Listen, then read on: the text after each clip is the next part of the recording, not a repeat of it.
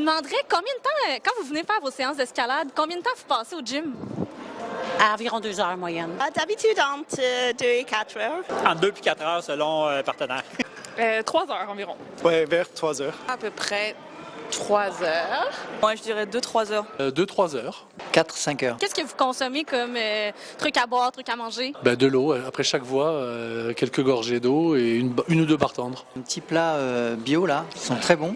Les boissons bleues ou oranges là, ça donne... Comme les boissons pour sportifs, là? OK. Je parle de l'eau, sauf si j'ai pas trop dormi un matin.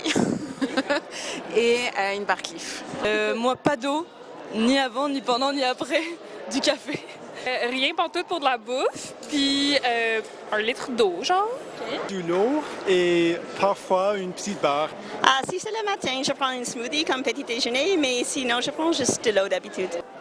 Honnêtement, moi, je bois beaucoup d'eau, mais j'ai une petite barre tendre qui traîne dans le fond d'un sac. Là. Si j'ai faim, ben, je vais aller la chercher. Moi, c'est pareil, j'amène tout le temps une petite collation, mais je la mange jamais. Je la mange en me retournant ou rendu chez nous. Puis j'ai ma gourde que j'ai perdue. Avec du jus d'électrolyte, petit pot organica, de la petite poudre avec du potassium, sodium, etc., etc.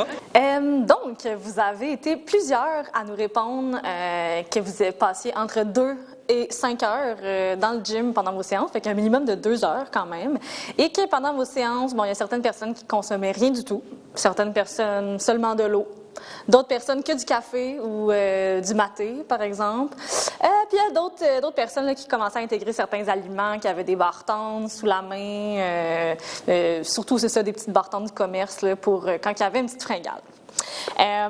Fait que maintenant, on va essayer de démystifier c'est quoi une stratégie qui est optimale. Fait que c'est sûr que votre stratégie d'alimentation pendant votre séance d'entraînement, elle est importante. Okay? Je pense que ça peut définitivement donner un petit coup de pouce au niveau de l'énergie, amorcer déjà votre récupération post-entraînement.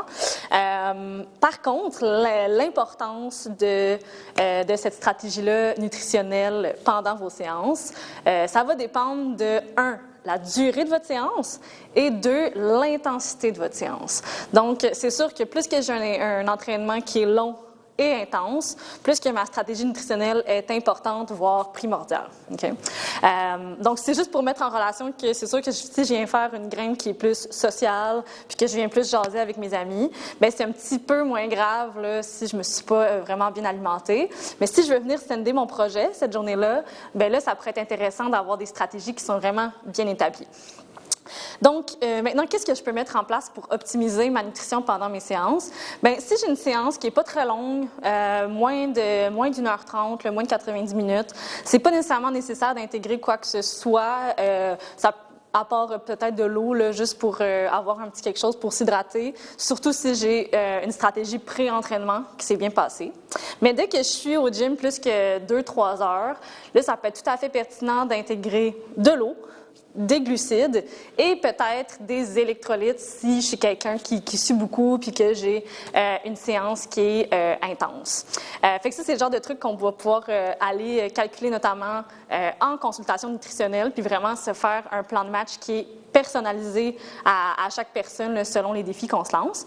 Mais ça pourrait être intéressant de commencer à intégrer, si vous voulez optimiser un petit peu vos séances, de commencer de avoir toujours une bouteille d'eau avec vous quand que vous faites vos séances au gym et d'avoir une source de glucides, donc principalement des sucres. Ça pourrait être, par exemple, justement, on a dit barres tendres, jujube, ou d'avoir une boisson pour sportifs à boire également pendant votre grimpe. Fait que c'est juste des petites idées. Il y a d'autres stratégies. Mais pour toute question, n'hésitez vraiment pas à venir me voir si vous me voyez au gym ou à me contacter via le site web du Zéro Gravité. Merci beaucoup!